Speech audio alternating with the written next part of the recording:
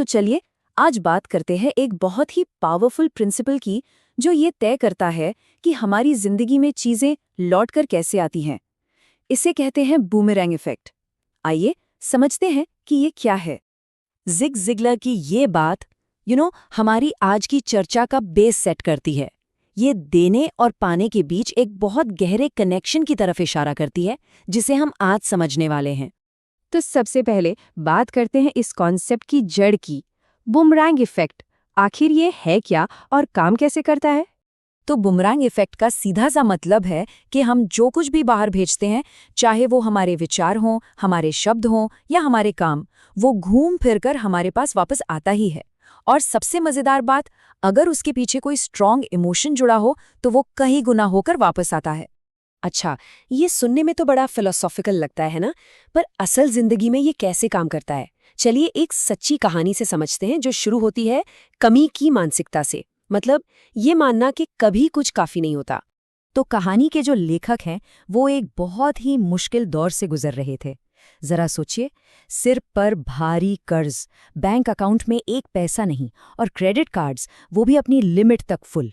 मतलब सिर्फ पैसों की तंगी नहीं थी, बल्कि हर वक्त एक चिंता, एक डर और एक अजीब सी बेचैनी बनी रहती थी।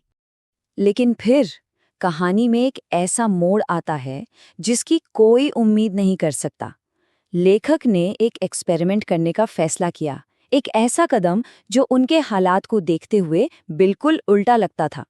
और इसका मकसद पैसा कमाना नहीं था, बल्कि पैसे को लेकर जो फीलिंग्स थीं उन्हें बदलना था। तो इस एक्सपेरिमेंट का पहला स्टेप क्या था? लेखक ने एटीएम से 2 20-20 डॉलर के नोट निकाले। इरादा ये था कि इन्हें सड़क पर किसी अनजान इंसान को दे दिया जाए। पर कमाल की बात यह है कि शुरू में तो ये तय करना ही मुश्किल हो गया कि पैसे दें किसे, क्योंकि उन्हें लगा कि हर किसी को इसकी जरूरत है। लेकिन असली गेम चेंजर फिजिकली पैसे देना नहीं था। जो सबसे बड़ा बदलाव आया वो मन के अंदर आया।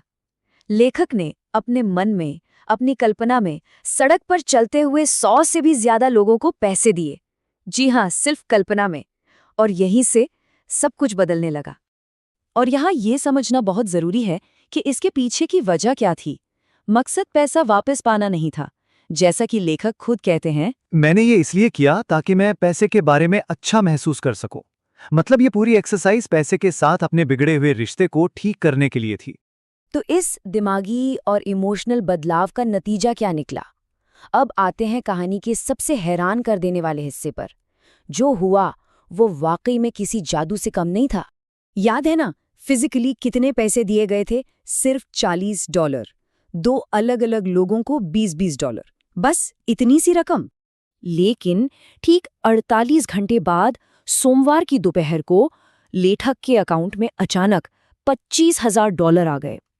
और ये पैसा एक ऐसी बिजनेस डील से आया जिसके बारे में उन्हें पता तक नहीं था। पूरी तरह से अनएक्सपेक्टेड। और कहानी यहीं खत्म नहीं होती।